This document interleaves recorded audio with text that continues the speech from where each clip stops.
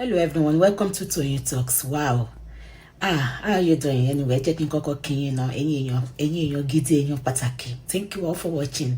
Thank you for following us. And if you're new here, we say you welcome. Thank you for joining us. Ẹ wà lórí call tẹ́lẹ̀tẹ́lẹ̀ náà, mò ń pè tẹ́lẹ̀tẹ́lẹ̀. Gbogbo ẹ̀ bó ṣe ń sọ̀rọ̀ ni mò ń gbà, bó ṣe ń fún mi lámbà gbogbo ẹ̀. Lámbà wo ni mò ń fún yín? Lámbà wo ni mò ń fún yín? Ṣé mi ò sọ fún yín ni? Mo mọ nǹkan tẹ́ ń go through lọ́wọ́ yìí. Ó yẹ park. Ó yẹ ṣe exit tó lórí highway ní Gem Park ìṣẹ́gbẹ̀ẹ́. Ó yẹ park. Ó yẹ já yanjú ẹ̀. Gem Park. Ó yẹ mo ti park. All right. Kí ló tẹ̀lé fi mí yan gànmọ́? Question tí mo kí ló tẹ̀lé fi mí yan gànmọ́? Kí ló tẹ̀ sá? Latisneh mi ò bẹ́ jà. Brother mi ò bẹ́ jà rárá. Mi ò bẹ́ jà. Anything tó bá fẹ́ máa support ẹ. Mi ò like gbogbo nǹkan tó ń ṣẹlẹ̀ káàkiri tí mò ń rí yìí. I'm not happy because. Latisneh ọmọ kan ni wọ́n kàn ṣe mọ̀ àwọn èèyàn kàn mọ̀ láti máa sọ nǹkan tó wù wọ́n ni which is okay. Èmi àti Karimo àjọ gbé state kan náà. Karimo ń gbọ́dọ̀ mi. Wọ́n ṣe bí ẹni pé èmi àti Karimo jọ ń gbé. Bóyá Karimo ń gbé lọ́dọ̀ mi ń bá sọ̀rọ̀ kò gbọ́. Karimo ìjọ mo ti bá Karimo sọ̀rọ̀ gbẹ̀yìn sìn. Sherry. Karimo ń gbé lọ́dọ̀ mi àjọ gbé state kan náà kò ń gbélé mi. Sherry. Wọ́n bá lèèyàn máa bá ọmọ téèyàn bí gan wọ́n bá lèèyàn máa bá sọ̀rọ̀ tì. Lighton. So Karimo ń ṣọmọ bíbí inú mi adult ni Karimo. Sherry. Nǹkan tó bá wù Karimo ló lè ṣe. Ẹ mọ nǹkan tán ní ẹ máa gbọ́ Lighton ojú òní tí yìí. Sherry lórí platform àbúrò yìí. Nǹkan tó ń dùn àwọn èèyàn jù ni pé ìyànjú yín gbogbo plan yín lórí justice for Mohbad gbogbo effort yín lórí justice for Mohbad. Ẹ má jẹ́ kí ọmọ kékeré kan kó bà ṣe ọwọ́ yín jẹ́. Ẹ ti ṣe a lot of work lórí justice for Mohbad. Ẹ ti kan financially, physically, morally. Ẹ ti try. Ẹ má jẹ́ kí nǹkan kékeré, ẹ má jẹ́ kí èmi gan bà ṣe ọwọ́ yín jẹ́. Ẹ má allow mi kí n bà ṣe ọwọ́ yín jẹ́. Ọlọ́run ní bà ṣe ọwọ́ ẹ jẹ́ ò lè bà ṣe ọwọ́. No, kẹ́ lè mọ̀ pé kì í ṣe pé torí pé ó jẹ́ ká. Mo support Karimo pé kó má drag díẹ̀. Ẹ lè support Karimo. Lọ sórí platform Karimo lọ bú anybody yàtọ̀ sí ìgbà tí Phoenix sọ̀rọ̀ sí mi which is ìjẹta kọ́ ni àná. Níjọ́ tó ti ń wo gbogbo show Karimo show ń rí mi ń bẹ̀ tí máa lọ jókòó bẹ́ẹ̀ ni mo sọ fún ẹ mo níṣẹ́ tí mi ń ṣe. Ṣé o ṣọmọ ọ̀lẹ náà? Ibi kan mo ti ń bọ̀ láàárọ̀ yìí sìn bó ṣe pè mí sí orí highway mo wà mí ò ṣọmọ ọ̀lẹ. We know. Mo ń ṣiṣẹ́ ibẹ̀ mo ti ń rówó ná. Oníṣẹ́ tí mo ń ṣe. Bẹ́ẹ̀ni, ìlọ nǹkan náwó ní. Láti tẹ́kọ̀ mo ti fẹ́ support àwọn èèyàn. Yeye ò dẹ̀ mú ta nìyẹn. Iṣẹ́ kọ́ mo ń ṣojú ogún mi ni mo fi support àwọn èèyàn. Ogún mi iṣẹ́ tí mo ń ṣe mo fi support àwọn èèyàn. All right. Let's take it easy. Okay, brother mi. Let's take it easy. Ọmọ ẹ gbọ́dọ̀ ṣẹ́rí kẹ́ẹ̀lì ní fọkànbalẹ̀ níbi tá a wà ẹ fi Karimo lẹ̀ sáyé ẹ̀. Ẹ fi Karimo lẹ̀ kó lè jẹ́ kí àwọn ọmọ yín gùn ò dà yín láàmú tó yìí. Torí ọmọ ọlọ́run mi rò pé nǹkan tẹ́ go through lórí Karimo ẹ̀ tí go through ẹ̀ lórí ọmọ tẹ́ bí tẹ́ fìdí ara yín bí. Èmi àti Karimo ò jọ gbé àjẹjọ́ sí. Àjọ gbé kọ́ we know what we are talking about. Ẹ má ṣe bẹ́ẹ̀ pẹ́ ẹ̀ mọ nǹkan tá à ń sọ. Ẹ mọ nǹkan tá à ń sọ ṣé ẹ fẹ́ ká fi gbogbo ẹnu sọ̀rọ̀ ni. Ṣé pé kí àmì mo ti. Ẹ má lọ sórí platform ẹ mọ́. Ẹ má lọ sórí tẹ́ bá fẹ́ gbọ́ kí n tún là. Ẹ má lọ sórí platform Karimo mọ́. Lọ máa wo gbogbo tó Karimo lọ máa wo ṣú ẹ̀sẹ̀. Lọ máa wo ṣú ẹ̀. Tẹ́ bá fẹ́. Because àwọn èèyàn like yín gan. Wọ́n rí gbogbo effort tí tẹ́ bá fẹ́ gba respect padà. Ẹ má lọ sórí platform Karimo mọ́ mo lanu mo sọ. Àbí kò dì sóò ni ẹ̀ kò dì sóò náà mọ̀ òṣì. Ẹ lè pọn Karimo irú yín kọ́ ló lè pọn ọmọ irú ọmọ yẹn ẹ lè pọn ṣàjẹ́lẹ̀ yín ni. Àwọn àjẹ́ ló lè pọn irú ọmọ bẹ́ẹ̀ yẹn àjẹ́ original confam. Ẹ̀yin sẹ́yìn máa ń ṣoògùn ni. Ẹ̀ẹ̀kan tí mo dá sí pé kó tún Karimo máa ṣe tiẹ̀ kó má drag ẹ̀ kéèyàn wá lójú. Ṣé ó jẹ́ nǹkan tó black up nítorí nǹkan tó ń ṣẹlẹ̀ nìyẹn. Tẹ́ bá fẹ́ tẹ́ bá fẹ́ gba respect padà lọ́wọ́ àwọn èèyàn ẹ ní láti èmi gan kẹ́mi náà gan máa ṣe yàmàyàmà ẹ má support mi lórí yàmàyàmà. mo bá Karimo jà nítorí pé mo ní kó má jà kiri nítorí ẹ̀ la ṣe jà. Mo dẹ̀ like bó àwọn èèyàn ṣe rí bá a ṣe jẹ́ ó fẹ́ kó mi lójú ogun mo dẹ̀ ní mi lójú ogun wọ́n fẹ́ kó mi lójú ogun ó fẹ́ kí n bá kọfí jà mi ò dẹ̀ lè bá kọfí jà kọfí ò ṣẹ̀ mi ò ṣẹ́ kọfí kí wọ́n lọ máa bẹ́ni tí ò yẹ kí n bá jà kí n má bá jà nítorí Karimo ó ti bóyá jẹ́ nìyẹn. àbí kó jù bẹ́ẹ̀ lọ Mr. Latisneh kọ́ kúrò lọ́dọ̀ Karimo tẹ́ bá sì wà lẹ́yìn Karimo ẹ máa kàbùkù wọ́n máa kọ̀ọ̀tà yín lábùkù. ẹ wo kọ́mẹ̀ntì wọn ní kò lè gbọ́ wọn lóṣù wà ń bẹ̀ lánàá kò lè gbọ́ ẹ̀rí bó ṣe yí kò lè gbọ́ wọn lóṣù wà ń bẹ̀ lánàá ẹ ti ṣe gbogbo èèyàn ló wà bá ìṣètúnṣe yìí nìkan gbogbo èèyàn ló sọ pé ó ṣe takuntakun lórí justice. níbi tí mo rí effort àǹtí ìdè lórí justice for Mohbad mo wà force láti pè wọ́n mú ní àǹtí ìdè ní wọ́n ní imani tó dá lórí justice wọ́n ní ọkàn tó dá lórí justice bẹ́ẹ̀ tí ọmọ ìyá bá ṣe ọwọ́ wọn jẹ́ mo dẹ̀ pè wọ́n mo ní ẹ má lọ sórí platform ẹ̀ mọ́ bẹ́ẹ̀mi náà ṣe dájú pa ẹ̀yin náà ẹ dájú pa tẹ́mi bá dájú pa tẹ́yìn ò dájú pa ń ṣe ló máa rà pé bóyá èmi náà ń tàn mi ò dẹ̀ tàn ẹ lè máa support yàn kó máa jà káàkiri bí ìwèrè ṣé ilé tí ọmọ tí kó lọ jà bẹ́ẹ̀ ni ẹ̀yin yẹn lẹ́yìn ò ṣe ti àkọ́bí yín kó náà máa jà kiri wọ́n dẹ̀ náà ti gbọ́ bọ́n ṣe náà ti gbọ́ ọjọ́ ẹ̀ náà ni ọ̀rọ̀ tí mo bá wọn sọ ń kọ́dà mo tún bá wọn sọ ń gbangba tẹ́ gbọ́ yìí o iṣẹ́ ti rí pé wọ́n náà ti gbọ́ wọ́n yìí sọ fún mi jọ́ ẹ̀ náà wọ́n yìí náà ti gbọ́ nìyẹn ẹ ṣàgbé sítọ̀ fún mi sìn wọ́n náà ti gbọ́ náà sọ fún mi. ẹ fi ilẹ̀ ó máa fún lábà tiẹ̀ ó máa fún lábà tiẹ̀. ẹ ló jẹ́kẹ̀ báwo ni. ẹ mọ̀ kó tó ṣẹlẹ̀ gbọ́n mi bí mo ń ṣe rí lẹ ṣe ń sọ̀rọ̀ orí òkú tó orí òun ṣùgbọ́n unfortunately tẹ́ ẹ bá rántí bíbélì àti ẹ̀gbọ́n tẹ̀ ń ṣe bóyá fálẹ̀ ń ṣe ni àbí mùsùlùmí kan tẹ̀ ń jẹ́ láti ní àbí àìsí nǹkan àdènà bí christian ní ní ìdílé fọwọ́ ọkọ̀ lọ́wọ́ lọ́pọ̀ lọ́wọ́ ilẹ̀ mírí gbogbo àwọn tó jẹ́ ká gbogbo àwọn tá àgbẹ̀ justice for Mohbad kọ́ la máa gúnlẹ̀ látàláfíà àdúrà tá à ń gbà kí gbà ká gúnlẹ̀ látàláfíà èèyàn máa ń mú ẹṣin lọ sódò èèyàn kì í fọ́ọ̀sì nǹkan gbogbo ètò bí àwọn àkùnrin ti bá wọn sọ pé ẹ fi wọ́n lẹ̀ èrò ní comment section àwọn oníkó wọn pa pẹpẹ irọ́ èyí lè fẹ́ máa sọ fún àwọn máa respect wọn ọ̀ náà. wọ́n ní kò lè gbọ́ she will lie in a hard way.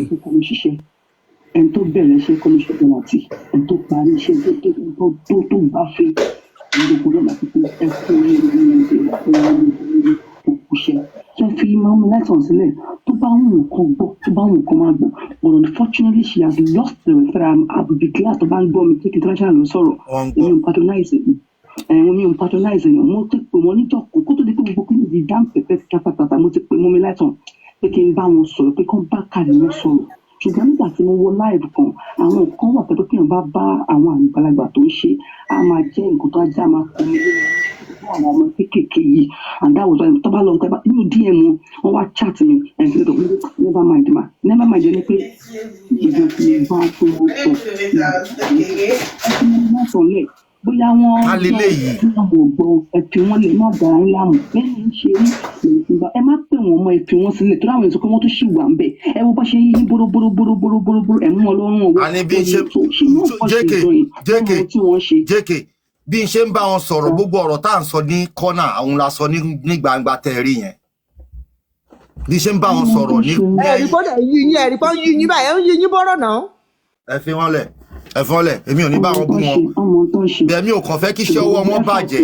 gbogbo owó tán ti ná gbogbo ìtara bíamọ gbogbo everybody appreciate but ó wá kù sí wọn lọ́wọ́ bí a pé nígbà tá a bá gba justice but èmi ò kàn I don't know but fúnra láti ẹ fi yá yẹn lẹ̀ ẹ fi wọn lẹ̀ she has really disappointed many of us though inú mi kò sí ní tọkàn mi mọ̀ wọ́n rí o wọ́n dúdú wọn pa ni wọn dẹ̀ pay mi ò pay bills wọn dẹ̀ pay bills mi so I don't give two fucks but at least kó tó ṣe yẹn wọ́n fuck up ẹ má bínú.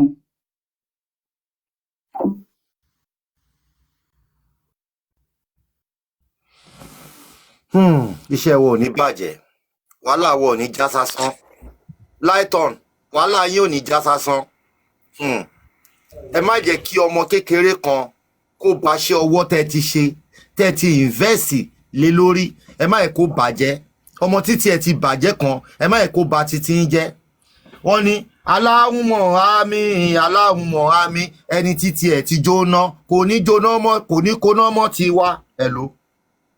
Hello Olori Ebi. Hello ma. Ẹ ra bàbá mi kò ṣe.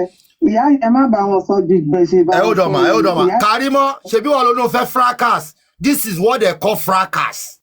Bàbá ẹ̀ mo jẹ́ lórí fracas. Bàbá ẹ̀ ọmọ ọdún mélòó ni ẹ nínú fracas. Ìjọ́ ló bẹ̀rẹ̀ ọ̀rọ̀. This is ṣebí wọn ló fẹ́ fracas. I will give it to you. Let's go. Òun gbọ́ yín jàre mọ́ mi wá. Ìyá yẹn ò ní gbọ́ ṣé gbogbo bó ṣe máa ń bí ọmọ yẹn ṣe ń bu yín ìyá yẹn máa ń wà bẹ́ẹ̀. Tó ń bú ìyàwó yín ìyá yẹn máa ń wà bẹ́ẹ̀ náà. Ìyá yẹn dẹ̀ sọ náà nà ó wà ní voice tí mo send sí yẹn. Ìyá yẹn sọ náà nà wípé gbogbo ẹ̀ sì rí nǹkan kan wípé sọ́mà lẹ máa róhun àti ẹ̀wò òun máa gbé lọ sórí boat òun máa gbé lọ sí kíní kan private jet. Ó ní ẹ̀ tí gbogbo yín ìríran wò ó ló di sọ́mà kẹ tó rí òun àti ẹ̀ ipò ẹ̀ṣẹ̀ṣẹ̀ bẹ̀rẹ̀ ni tó ẹjọ́ fún wọn lè ọjọ́ máa ṣẹlẹ̀ yà ni ṣe gbọ́ bàbá mi ẹ má dà sí mọ́ ẹ ṣe gan ẹ ṣe bàbá mi. Mr. Latisneh ẹ kú iṣẹ́ o. Mo sọ ọlá ṣe níbo lẹ lọ lájọjọ ẹ. Ó ga jàre mo take a break ni mo gbogbo wàhálà ètèmi ṣáà ní pé mo ti announce ẹni tó bá bẹ̀ mí ní information Karimo ibi tó ń gbé ní Rhode Island onítọ̀hún nẹ́bùn lọ́wọ́ mi. Mọ́mí lighton wọ́n ń gbọ́ báyìí sìn Mọ́mí lighton gbọ́ báyìí àjọ wà l'Amẹ́ríkà wọ́n á gbà lẹ́ẹ̀tì lọ́wọ́ mi wọ́n á gba Karimo tì lọ́wọ́ mi wọ́n máa gbà tì lọ́wọ́ mi. Ó ti kọjá ayé lọ́dọ̀ yìí.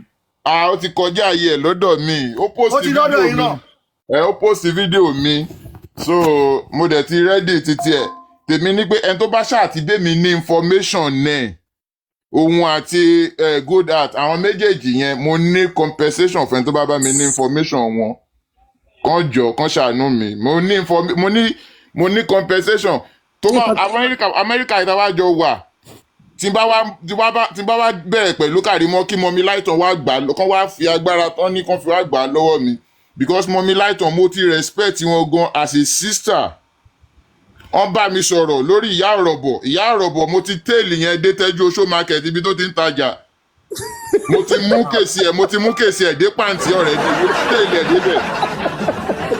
mo ti tẹ́ẹ̀lì ẹ̀ débẹ̀ bet ìyá Mọ́mí lighton ló gbàálẹ̀ lọ́wọ́ mi mo dẹ̀ filẹ̀ fún wọn wọ́n ṣe fi ṣẹlẹ̀ kọ́ mi lọ́rùn tó ti bẹ̀ mí.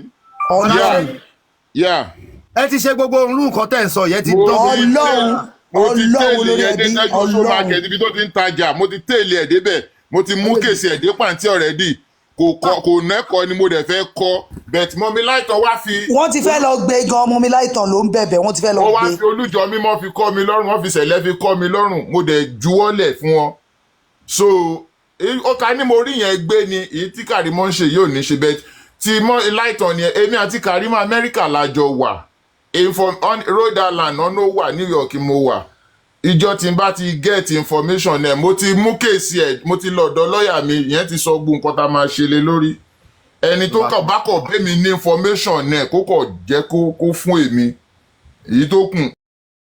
Ṣé ẹ ti gbọ́ èyí tẹ́ bá ní information Karimo ní Rhode Island ló ń gbé.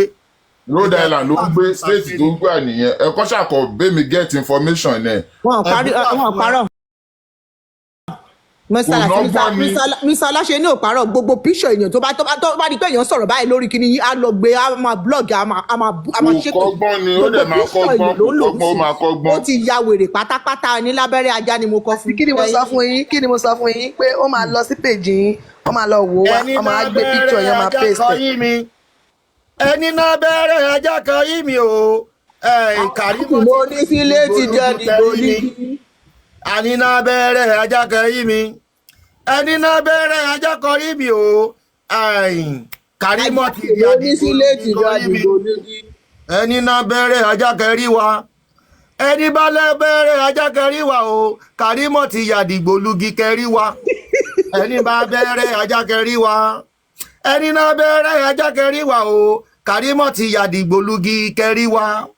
Mo ní kò mọ ṣó ṣe nìyẹn o ṣorí tó bá jókòó tí ẹ níṣẹ́jú kan Karimo láyé ẹ bá bàjẹ́ sí ìgbà. ẹni náà bẹ̀rẹ̀ ajá kan rí wa.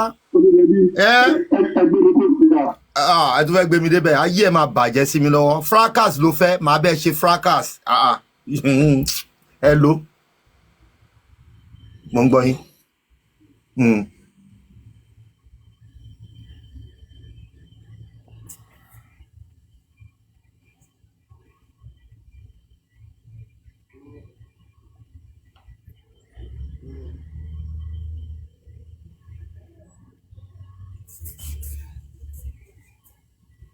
Gbàgbós la fẹ́ fẹ́ ní ṣe o. Ẹ sọ̀rọ̀ sókè. Ọ̀yà mo ti gbọ́ yín. Ẹ jáde ń bí ẹ má gbogbo ẹ̀yin tẹ́ mo mọ̀ pé show tí mò ń ṣe lónìí máa ṣe many people ẹ má bínú. Sọ̀rọ̀ ẹ má ti yé mi. Má jẹ́ kán bẹ̀ yín lé ní. Ẹ má jẹ́ kán bẹ̀ yín lé ní. Ẹ má bínú. Ṣé ń bínú ni? Ṣé show mi ò gbásky ni? Ó gbá ski. Ó lákè ó fààyàn ó ẹ̀tẹ̀ try tẹ̀lé ẹ̀jọ́ all this while. Ṣẹ́gbọ́n JK ní your face is making me laugh. Ẹ jẹ́ kí JK rẹ́rìn o. Ẹ jẹ́ kó rẹ́rìn o. Ẹni náà bẹ̀rẹ̀ ajá kẹrí mi. Ẹni bá náà bẹ̀rẹ̀ ajá kẹrí mi o. Karimo ti ya dìgbòlugi kẹrí mi. Ẹni náà bẹ̀rẹ̀ ajá kẹrí mi. Ẹni náà bẹ̀rẹ̀ ajá kẹrí mi o. Màmá J ti ya dìgbòlugi kẹrí mi. Ẹni náà bẹ̀rẹ̀ ajá kẹrí wa. Ẹni náà bẹ̀rẹ̀ ajá kẹrí wa o. Màmá J ti ya dìgbòlugi kẹrí wa. Karimo jókòó sórí péjẹ. Kẹyún mi àsìkò fún mi. Bọ̀dá láti kẹyún mi kó fún mi. Ẹni lábẹ́rẹ́ ajá kẹyún mi. Fún àwọn tó ṣẹ̀ṣẹ̀ wọlé ń sìn. Ok. Ẹ já gbọ́. Hello. Ẹ̀jọ̀ bọ̀dá láti ilé ẹ̀kọ́ rẹ̀. Ẹ̀kọ́ rẹ̀ o. Ẹ̀jọ̀ ewu ní ẹ̀bẹ̀ wo làwọn èèyàn máa ń bẹ̀ gan lọ. Ṣé ìgbà tí Karimo ń bu yín tó ń gbé fọ́tò? Ẹ̀bẹ̀ àbòsí ni àwọn alábòsí èèyàn. Àwọn ọmọ yín síta. Káwọn èèyàn rí i ṣé ìjẹ́ ká máa ṣe báyà wa Yorùbá. Ìgbà tó ń ṣe títí ẹ̀ ṣé níbọ̀dí pé wọ́n torí pé stop má ṣe nǹkan báyìí. Wọ́n nífẹ̀ẹ́ mi náà. No, ẹ máa gbọ́. Wọ́n nífẹ̀ẹ́ mi náà. Wọ́n nífẹ̀ẹ́ mi náà. Wọ́n nífẹ̀ẹ́ mi náà. Ìṣẹ́kọ́ nìyẹn sọ́wọ́n ní èèyàn tó bá ṣe irú ìṣẹ́kọ́ náà ní kó fi abẹ́rẹ́ gúnra wọn wò kó máa wo bó ṣe kán rí pèsè. Exactly. Ìdókòkò tó fi gún ẹlòmínà kó dáná kó stop àwọn ìpè kan máa sọ pé kẹjọ kẹ má ṣe irú ẹ̀ fún kẹ bú dáadáa olórí burúkú ọmọ òfin. Wọ́n lè bá sọ̀rọ̀ kó gbọ́ wọn tó bẹ́ẹ̀ sórí gbogbo nǹkan tá bá yín sọ ìlú sálà tí wọ́n tó bẹ́ẹ̀ wọ́n bí wọn dá kán lọ bá kán sọ fún kó dákẹ́. Ẹ má bínú. Ẹ má ti bínú sá. Àwọn tó pè mí náà wọ́n láìkì wa ni. Bẹ́ẹ̀ ó lè jẹ́ gbogbo èèyàn kan ló máa jẹ́ àwọn alákọ̀wé ń wò wá. Àwọn ọba àwọn tó wọn àwọn prominent people wọ́n ń wò wá. So ìyẹn ni wọ́n ṣe. Hello Latisneh. Lóòótọ́ bẹ́ẹ̀ ṣe ń ṣe yẹ kì í ṣe pé bóyá wọ́n ń bẹ̀ níbi àbòsí. Àwọn èèyàn respect àwọn èèyàn fún yín àbí àgbàlagbà tẹ́ tún jẹ́. Nísì tó ti ń ṣe tó láti ẹjọ́ nítorí tí kò dùn mọ́ àwa náà nínú. Bọ̀tá ní choice láti pé káwa náà ká mọ́ra. Nítorí pé olórí ní ẹ̀ẹ́dẹ̀ kì í ṣe ẹni ẹ̀yìn ẹ̀ẹ́dẹ̀ ní never jẹ́ ẹni ẹ̀yìn. Kì í ṣe pé bá bó ṣe ń ṣe sọ yẹn ó dùn mọ́ wa nú torí tó wáyé pé èèyàn tó lẹ́kọ̀ọ́ ni tó bá sọ pé ó ti tó yín máa tó. But nítorí pé kò lẹ́kọ̀ọ́ kò ní manners. So ẹ̀yin tẹ́lẹ̀ jẹ́ titi wa bá ní máa sọ pé ó yá kẹ́ máa dá lọ ọmọ kékeré ló jẹ́ sí ìnà.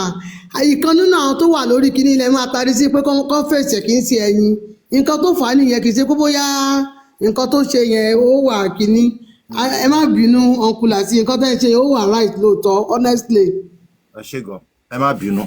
Ẹ̀yin náà ẹ má bínú. Ó yá ẹja tó ẹ wá gbọ́ news ẹ wá gbọ́ nǹkan tó ṣẹlẹ̀ o nínú ìgbéyàwó tó lárinrin tó bá yẹ pé irú ẹ̀ máa ń ṣẹlẹ̀ nínú. Karimo in life is about to crash. No mother, no woman wey don marry wey don born pikin dem. It can't happen to Karimo, my people. No, it happen to a pikin. I beg, I no go just talk plenty because my heart is broken. May now watch this video to the end because a long small but una go really hear wetin we dey inside, my people. Karimo in life, e dey on fire. Please do share this video and we'll pray for Karimo and her children and her marriage too. Let's watch together, guys. To other people's the hatred you have for people stems from your own life. So everything authentic, authentic that it cannot be rebutted.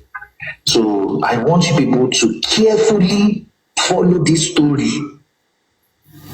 Emma, follow it, because I am Sister Temi sọ nǹkan lọ́jọ́ kan pé ọ̀rọ̀ Karimo ni she wanted to deport her husband. Ẹ máa rò pé eré ni pé you just said it's fine. Or bóyá she deported her mother-in-law. Fine. Ọkọ̀ sọ ni kò sẹ́rì. Let us go into details.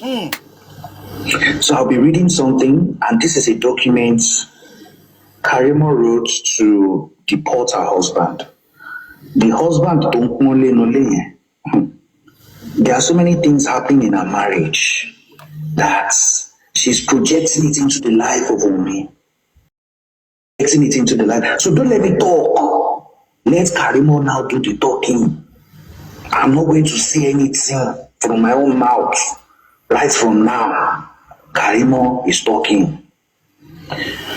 Name Akim Joel S. Monisoton. Social security number 1 be mi ni piton. Alien number 1 be mi ni so. Because of his own protection, I won't say anything like that. So social security number is not something to be spilled in public. I'm not going to do that. Your social security. Karimo. This is a letter she wrote to the husband. Okay.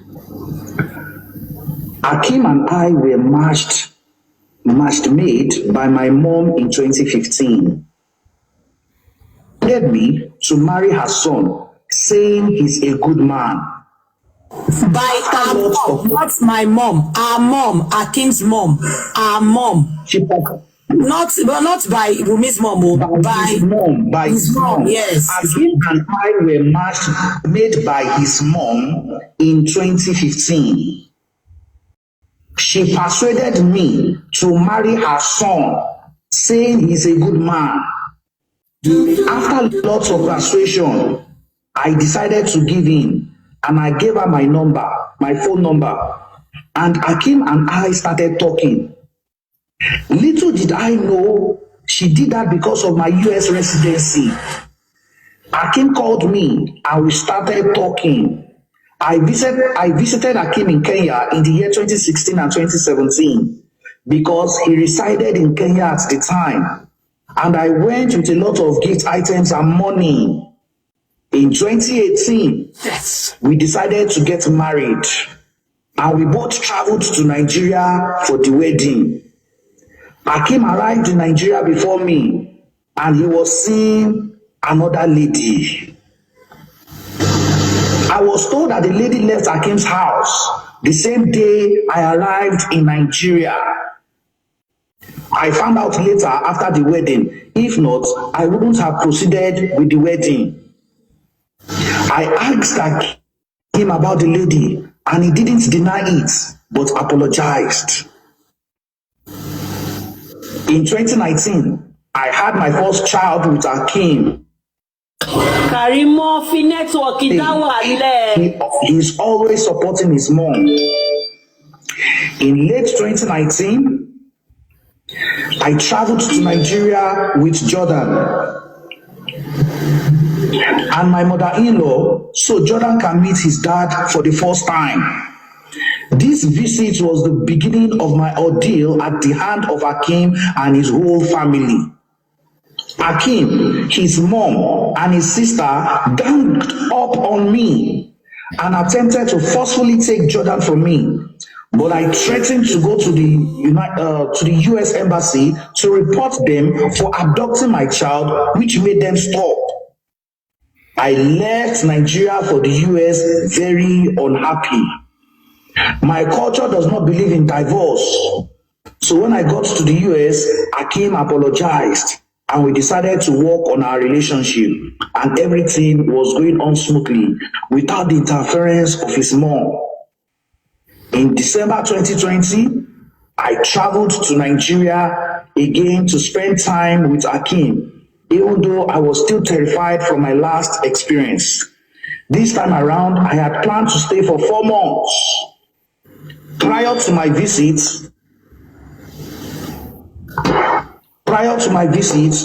I had asked Akim to talk to his mom to let me be at peace and not cause trouble and fight with me during my stay. This time around, because of the length of my stay and previous experience, I decided not to stay at the mom's house. I rented an Airbnb for our privacy and my mental health. It was during this long trip that I discovered how Akim has been messing around with different women to the point that I was infected with chlamydia, an STD by him while I was pregnant with my first child, Jordan. During my pregnancy in 2019, my OBGYN requested that I place a call to Akim through FaceTime video call due to the outcome of my results, and the doctor told him that he has infected me with chlamydia and that if he doesn't stop messing around with random women, he's putting me and his unborn child in danger. I was treated with azithromycin antibiotics to prevent my unborn from being blind at birth. In March 2021, as my long trip to Nigeria was coming to an end, his longtime lover called in on his phone as he was in the shower.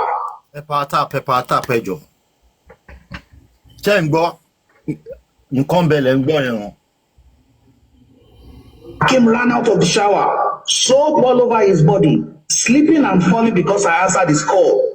When I questioned who she was, he couldn't tell me. Instead, stammering and saying she's my cousin. So I replied, how come I don't know her as a member of the family? Akim's response to the lady on the phone was, my families are here. My families are here. So I called as she was the one who introduced me to Akim. When I arrived at my mother-in-law's place, the same lady was already there waiting for us. This lady and his mom assaulted me verbally and physically while Akim stood there watching and told me that I brought it upon myself and I did not intervene. I sobbed uncontrollably because I couldn't believe my husband could be on his mistress' side. And his mother and sister were laughing at me while the lady was beating me up. I wanted to quit the marriage that day, but I was afraid for my safety and that of my son. I left Nigeria for the United States with Jordan in March 2021, crying the entire flight. While all this was going on, I had already petitioned for him and he had gotten his immigrant visa. When Akim arrived in the United States in April 2021, I asked him about the said lady, and he admitted that the lady was his long-time lover. At this point, I asked him to choose between his marriage to me and his son or his mistress. He couldn't give me an answer right away and requested some time to think about it. In 2022, I recommended Akim return to school for nursing to advance his career, but he initially rejected it. But after much persuasion, he agreed to return to school. While he was in school, he was unable to walk due to the workload of school. I was unable to walk as much as well because I had to stay home with the kids so he could concentrate on studying. His school was not qualified for FAFSA, F-A-F-S-A. He had to pay his tuition out of pocket. I was helping to pay his tuition and the bills with the little income I was earning. As time went on, we both realized we needed help. Ó yẹ kí wọ́n gan ti realize pé Akim ò fẹ́, ìwọ ló lọ sanwó Akim. Kí Karimo. Ó lọ́kọ, Akim níyàwó. Òun ló lọ dáná, ìwọ ló dáná, ìwọ ló ṣe dáná fúnra rẹ̀. Ló náwó orí ara ẹ̀. Ìwọ ló ṣe introduction.